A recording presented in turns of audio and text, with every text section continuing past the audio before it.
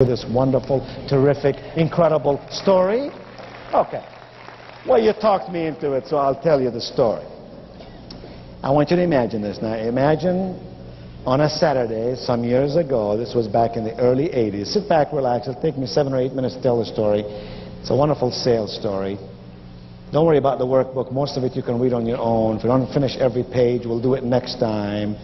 Life is not a matter of quantity, it's quality that counts. So here's the deal. It was Saturday.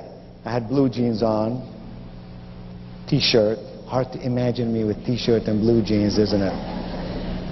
I drove my car over from High Point, where I live, to a neighboring city called Greensboro, North Carolina. Well, good, then this story is going to mean something to you. I drove into a place called Pickard Imports, a car dealership that sells Mercedes and Volvos. I got out of my car, walked into the showroom. There were 7 salespeople there, all standing by the wall. Nobody bothered to talk to me except this one young salesperson. I could see all the other salespeople thinking to themselves, this young guy can't really figure out a good customer. He's obviously new. He's obviously inexperienced. And they were watching his activity. He came over to me and he said, hello, sir. How may I serve you today? I liked him already because most people say, can I help you? No, do I look like I need help? No, I don't need help, but serving, maybe I need something. I said, oh, well, I'm just looking around. He said, sir, let me just ask you a question. He said, sir, what model Mercedes do you own now?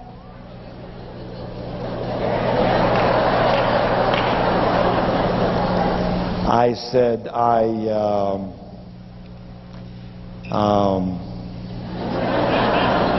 I ain't got one.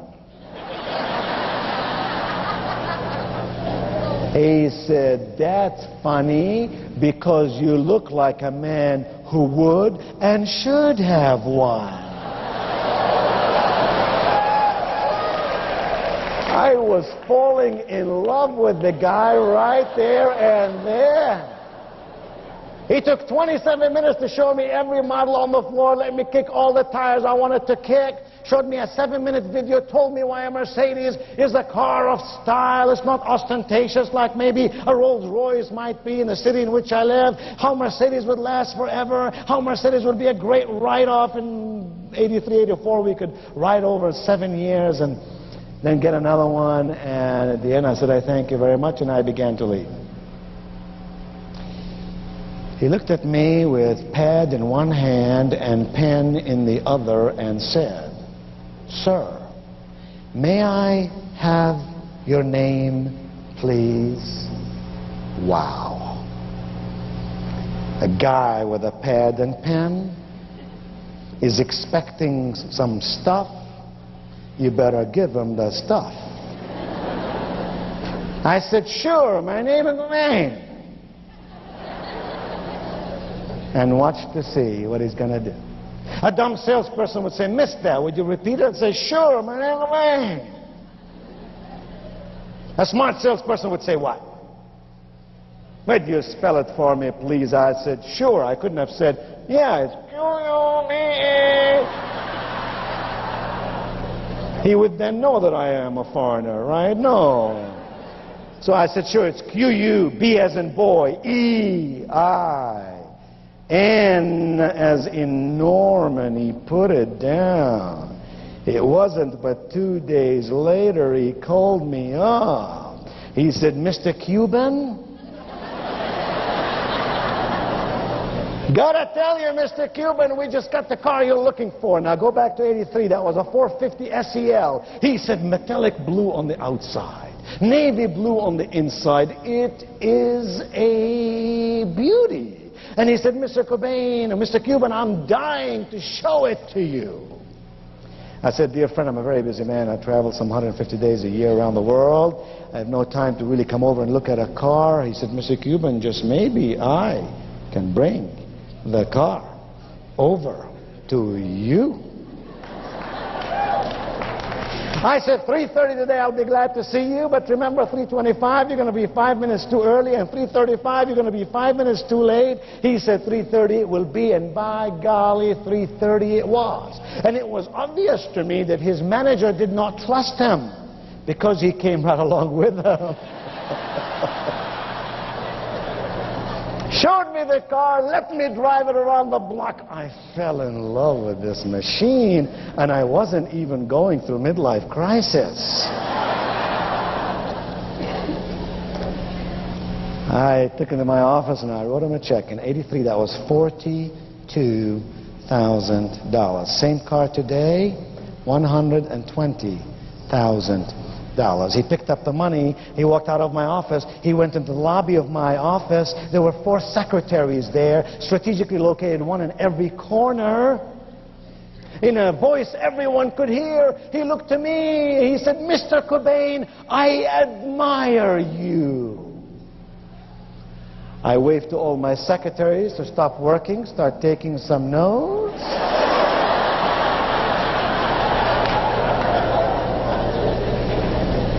I said, "Really?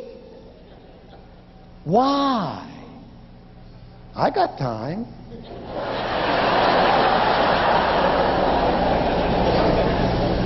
He said, "Mr. Cobain, it's not every day I work with a person who's a business person like you.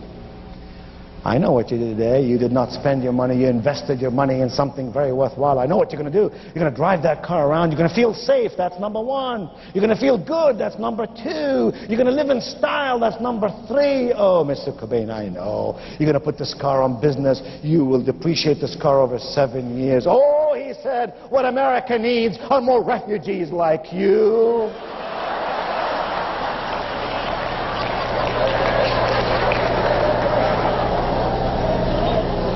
I felt like giving the guy a $10,000 tip, you know what I'm saying?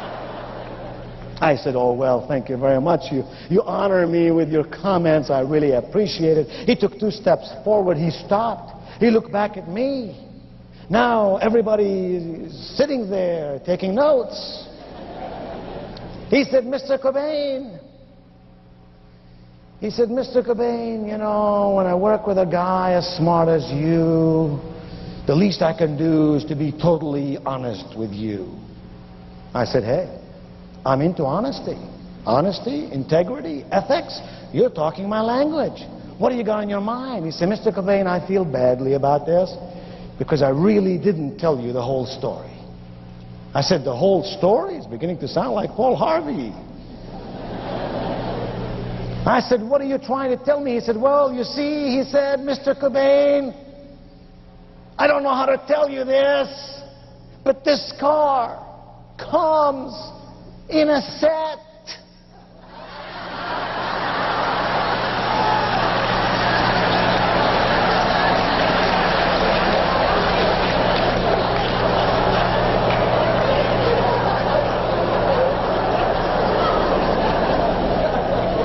I said, "In a what?" He said, "You heard me correctly. When those German engineers made this machine, they made it with such precision, they never intended for it to be parked in your garage all by its lonely self." I said, "I don't want anyone or anything to be lonely. Now we got a problem." I said, "What are you saying to me?" "Oh," he said, "when they made this car, this 4-door sedan, they made for it a sister car." I said, "A sister car?" He said, "Yeah. They call it the Coup model." Oh, he said, "Mr. Cobain, I want you to imagine this now. Summertime, you're at your place down North Myrtle Beach, South Carolina, driving that baby with no top at all. In the wintertime," he said, "you drive that car with its sturdy metal top, and in the autumn and in the spring, it's beautifully made, gorgeously designed fabric top." I said, "You find me a metallic gray, and you just sold another car." And he wet his pants right there in my office.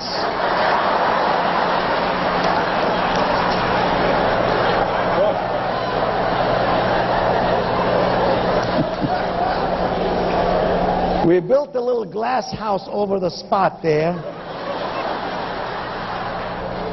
And we put on it, if you want to be successful, you got to get real and get well, man.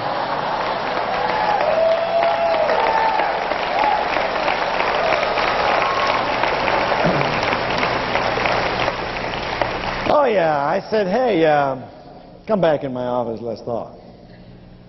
Sat down there with his manager. By the way, this car in '83 cost $46,000, and the darn thing did not have a back seat. So before I hand you this check, gotta ask your manager a question. Mr. Manager, when was the last time one of your salesmen, sir, sold 2 cars worth $88,000 in less than 20 minutes? He said, never. I said, it ain't never gonna happen again either. Until and unless you teach every one of your salespeople to stop playing God and start being competent. You could not judge a guy with tennis shoes, blue jeans, and a t-shirt.